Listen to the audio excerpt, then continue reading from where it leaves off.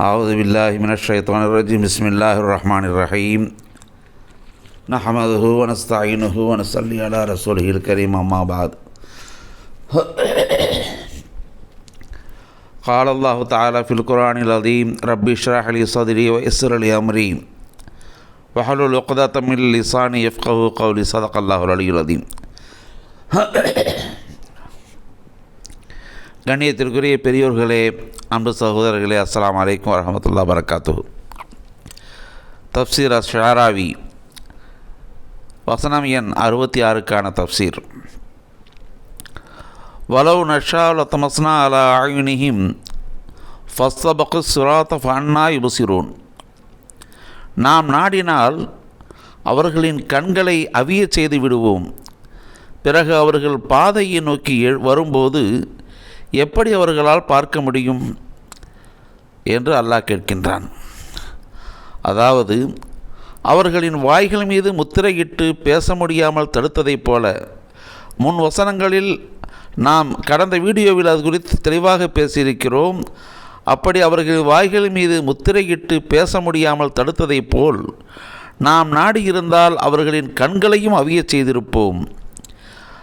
அவியச் செய்வது என்றால் கண்களை மூடி அதன் மேல் பூசி விடுவது என்பதாகும்.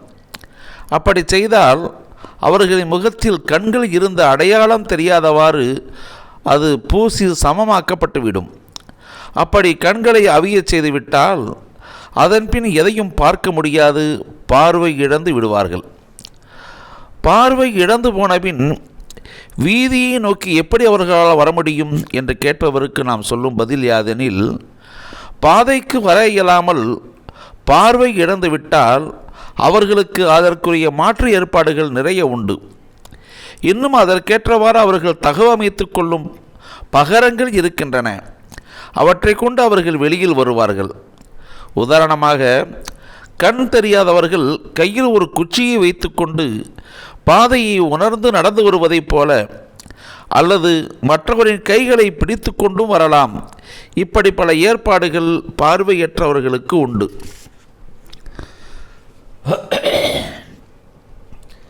வலவு நஷாவுல மசகனாகும் அலா மக்கானத்திஹிம் ஃபமஸ்ததாவு முதியம் வலா யர்ஜிஊன். மேலும் நாம் நாடி இருந்தால் அவர்களை அவர்களின் இருப்பிடத்திலேயே வைத்து உருமாற்றி விட்டிருப்போம். அதன்பின் அவர்களால் முன்னோக்கி செல்லவோ பின்னோக்கி திரும்பவோ முடியாதவாறு ஆகியிருக்கும். அல்லாஹ் அவர்களின் எல்லா புறங்களிலிருந்தும் சூழ்ந்து கொள்கிறான். இன்னும் அவர்கள் தப்பிக்கும் வழிகள் அனைத்தையும் துண்டித்து விடுகிறான். இதற்கு மேலும் சொல்கிறான், வலவு நஷாஉ லமஸகனாஹும் அலா மகானத்திஹிம். இன்னும் நாம் நாடியிருந்தால் அவர்களை அவர்களின் இடத்தில் வைத்தே உருமாற்றி இருப்போம் என்று கூறுகிறான். எனவே கண்களை குருடாக்கி அவியச் செய்ததோடு மட்டும் விஷயம் முடிந்துவிடவில்லை. அதைவிட கடுமையானவைகளும் மிச்சம் இருக்கிறது. அவர்களை அவர்களின் அதே இடத்தில் வைத்து உருமாற்றி உறைய வைத்து விட்டால் அவர்கள் கல்லை போல அசைவற்று போய்விடுவார்கள். அதன்பின் எங்கும் அசைய முடியாது போய்விடும். உருமாற்றம் என்பது அவர்களை கற்பாறைகளைப் போல் உறைய வைத்து விடுவது. அதனால் எங்கும் அசைய முடியாமல் அதே இடத்திலேயே உறைய வைக்கப்பட்டு விடுவதாகும். அல்லது அவர்களின் உருவத்தை கோரமாக மாற்றி அவர்களை அசிங்கப்படுத்துவது, இன்னும் கேவலப்படுத்துவது என்ற வகையிலும் இது இருக்கும். இதில் முதலாவது கருத்தே சரி என்று தெரிகிறது. ஏனெனில் அதற்கு பின் அல்லாஹ் சொல்கிறான், ஃபமஸ்ததாஉ முதியம் வலா யர்ஜிஊன்.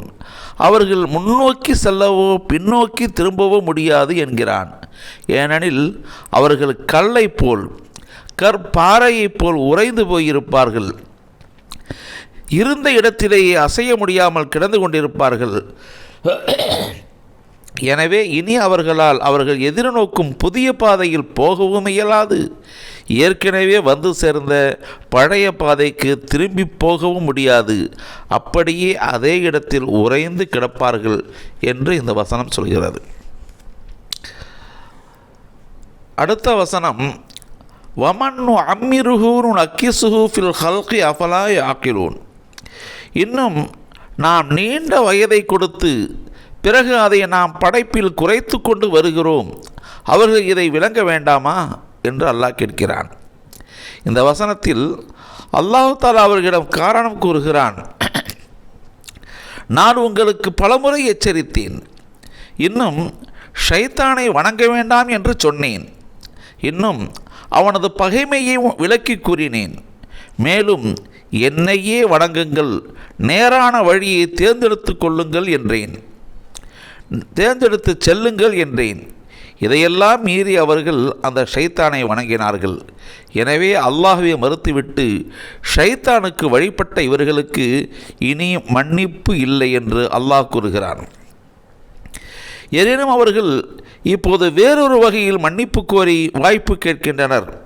எங்கள் இறைவனே, எங்களை நீ கொஞ்சம் வயதிலேயே மரணிக்க வைத்து விட்டாய், சிறு வயதிலேயே எங்களை மரணிக்க வைத்து விட்டாய், இன்னும் கொஞ்ச நாள் நாங்கள் வாழ்ந்திருந்தால் நாங்கள் நல்வழி பெற்றிருப்போம், சிராத்துல் முஸ்தகீம் பக்கம் திரும்பி இருப்போம் என்றனர். அதற்கு அல்லாஹ் அவர்களுக்கு பதிலளிக்கின்றான், அவலம் அம்மிருக்கும் மாய ததக்கரு ஃபீஹி மின் மன் ததக்கர். படிப்பினை பெற வேண்டும் என்று நினைத்திருந்தால் பெற்றிருக்கலாம். படிப்பினை பெறுவதற்கு போதுமான வயதை நாம் உங்களுக்கு கொடுக்கவில்லையா? 38-37. அதாவது நாம் உங்களுக்கு போதுமான வாழ்நாளையும் நீண்ட வயதையும் படிப்பினை பெறுவதற்குரிய காலத்தையும் கொடுத்திருந்தோம்.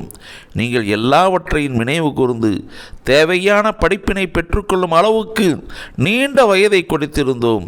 அதை பயன்படுத்தி உங்களை நீங்கள் சீர்திருத்தி கொண்டிருக்க முடியும். அத்தகைய வாய்ப்பும் வசதியும் உங்களுக்கு கிடைக்கவே செய்தது. அதை பயன்படுத்தி நம்மை ஏற்றுக்கொண்டு நமது பக்கம் மீண்டும் விடுவீர்கள் என்று நாம் எதிர்பார்த்தோம். அப்போதெல்லாம் நீங்கள் அப்படி எதையும் செய்யவே இல்லையே. பிறகு இப்போது வந்து நாங்கள் இன்னும் கொஞ்ச நாள் வாழ்ந்திருந்தால் உன் பக்கம் ஈமான் கொண்டிருப்போம் என்பது எப்படி? அடுத்து, வாழ்நாள் என்பது காலம் செல்ல செல்ல பலவீனத்தை கொடுக்கும், இயலாமையை கொடுக்கும், எதையும் செய்ய சக்தியற்ற நிலையை ஏற்படுத்தும். உனது வாழ்நாளின் ஆரம்ப காலம் உனக்கு இளமையை கொடுக்கும், ஆற்றலை கொடுக்கும், உள்ளம் மற்றும் சிந்தனை ரீதியான வீரியத்தை கொண்டிருக்கும். ஆனால் வயது ஏற ஏற உனது உடல் கட்டமைப்பு தளரத் தொடங்கிவிடும், உடலும் உள்ளமும் ஆற்றல் குறைந்துவிடும். இப்படியே மனிதன் முதுமையை அடைந்து அவன் பிறக்கும்போது குழந்தையாக எப்படி எந்த பலமும் இல்லாமல் பிறந்தானோ அதே போன்று இப்போது எதுவும் இயலாத பலவீன நிலைக்கு போய்விடுவான். அந்த நேரத்தை தான் அல்லாஹ் இங்கே குறிப்பிடுகிறான். லிகைலா யஅலம பாத இல்மின் ஷைஆ. எல்லாவற்றையும் அறிந்தவராக வாழ்ந்த பிறகு இப்போது எதையும் அறியாமல் போவதற்காக. 16-70. நீங்கள் வாலிப பருவத்தில் நல்ல சக்தியும் அறிவு தெளிவும் சிந்தனை திறனும் இருக்கும்போது இதையெல்லாம் கவனித்து கொள்ளவில்லை, நமது பக்கம் மீண்டுவிடவும் இல்லை. அப்படி இருக்கும்போது முதுமையும் பலவீனமும் மறதியும் வந்துவிட்ட இந்த பருவத்திலேயா திரும்பி வருவீர்கள்? அதனால்தான் அல்லாஹ் இந்த இடத்தில் வமன்னு அம்மிருஹு என்று கூறுகிறான். வயதை நீட்டித்து கொடுத்திருந்தோமே, நீண்ட வயதை பெற்றிருந்தீர்களே, அப்போதெல்லாம் மறுத்துவிட்டு இப்போது வந்து கேட்டால் எப்படி? மேலும் நுனக்கிசுஹு ஃபில் ஹல்க், உருவத்தில் அவருக்கு நாம் குறைத்தோம் என்று அல்லாஹ் சொல்கிறான்.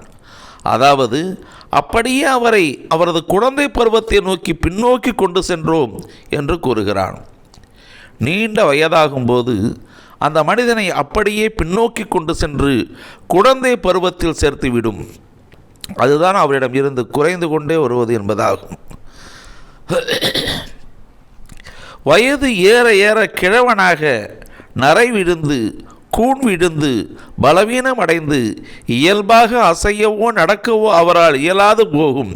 பேசக்கூட சிரமப்படுவார். நினைவுகள் பலவீனப்பட்டு எதையும் நினைவு கூற முடியாது. அவர் வாழ்க்கை அவருக்கே சிரமமாகி போகும். அப்படிப்பட்ட நிலையில் அவரை காணும்போது ஒரு குழந்தையைப் போல் தோன்றும். குழந்தையின் தேவைகள் அனைத்தையும் அடுத்தவர் தான் நிறைவேற்றி கொடுக்க வேண்டும். இவருக்கும் இப்போது அதே நிலைதான்.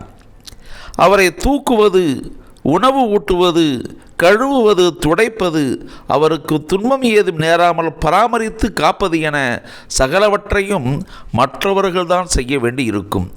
குழந்தையின் நிலையும் முதுமையின் நிலையும் ஒன்று போன்றுதான். அப்படி ஒரு நிலையை அடைந்திருக்கும் காலத்தில் அவர் தன் தவறுகளை உணர்ந்து திருந்துவாரா? இறைவன் பக்கம் திரும்புவாரா? தனது வாழ்க்கையை நேரான பாதைக்கு திருப்பிக் கொள்வாரா? சிந்திக்க வேண்டியவற்றை சிந்தித்து சீர்தூக்கி பார்த்து இதுதான் சரியானது என்று முடிவெடுத்து திரும்பி வருவாரா? சரியான பருவத்திலேயே, வாலிப வயதிலேயே இதையெல்லாம் செய்யாது போனவர் இப்போதுள்ள இந்த முதுமை நிலையில் இதையெல்லாம் செய்யப்போகிறாரா என்ன? வசன இறுதியில் அஃபலா யாக்கிலூன், நீங்கள் சிந்தித்திருக்க வேண்டாமா என்று அல்லாஹ் கேட்கின்றான். உங்கள் பருவம் சரியாக இருந்தபோதே நீங்கள் சிந்தித்திருக்க வேண்டும். மேலும் உங்கள் பருவம் இப்படி முதுமையை அடையும் போது உங்களால் எந்த முடிவும் எடுக்க முடியாமல் போகும் என்பதையும் அப்போதே நீங்கள் சிந்தித்திருக்க வேண்டும். சிந்தித்து படிப்பினை பெற்று சீர்திருத்திக் கொண்டு நம் பக்கம் திரும்பி இருக்க வேண்டும். ஆனால் நீங்கள் இதில் எதையுமே செய்யவில்லை. எங்கே போனது உங்கள் அறிவு? இந்த விஷயத்தை சிந்திக்க தவறியது ஏன் என்று இந்த வசனத்தில் அல்லாஹ் கேட்கின்றான். மேலும் அல்லாஹ் இந்த வசன சொல்லை கேள்வியாக தொடுத்திருக்கிறான். ஆனால் இந்த கேள்வி அவர்களிடம் விளக்கம் கோரி கேட்கப்பட்டதல்ல, அல்லது அதற்கு பதில் சொல்ல வேண்டும் என்ற எதிர்பார்ப்பிலும் கேட்கப்பட்டது அல்ல. மாறாக அவர்கள் அறிவை இழந்து போயிருக்கிறார்கள் என்பதை அவர்களின் புரிதலில் புரிய வைக்க வேண்டிய நோக்கில் கேட்ட கேள்வி இதுவாகும். அல்ஹம்துலில்லாஹ். கண்ணியத்திற்குரியவர்களே, அல்லாஹ் ரப்புல் ஆலமீன் தனது திருவசனத்தில் கூறுகின்றவற்றை நாம் உள்வாங்க வேண்டும், அவற்றை சரியாக தெரிந்து கொள்ள வேண்டும். அதற்காகத்தான் இந்த தஃப்சீர்களின் வழியே உங்களுக்கு இந்த செய்திகளை சொல்லுகின்றோம். மறுமைய நாளில் நடக்கின்றவற்றை அல்லாஹ் தொடர்ந்து சொல்லி வருகிறான். அவற்றை உங்களுக்கு விளக்கப்படுத்தி கொண்டிருக்கிறோம். அருமையானவர்களே, இதை கேட்ட பின் இவற்றை நீங்கள் முழுதாக அறிந்து கொள்ள இந்த தஃப்சீரை வாங்கி படியுங்கள். தேவைக்கு தொடர்பு கொள்ளுங்கள். அல்லாஹ் நம் அனைவரையும் மன்னித்து மறுமை வாழ்வை வெற்றியாக்கி உயர்ந்த சொர்க்கத்தில் நிலைப்படுத்துவானாக. ஆமீன் ஆமீன் யா ரப்பல் ஆலமீன். வாஹிர் தாவானா அனில் ஹம்துலில்லாஹி ரப்பில் ஆலமீன்.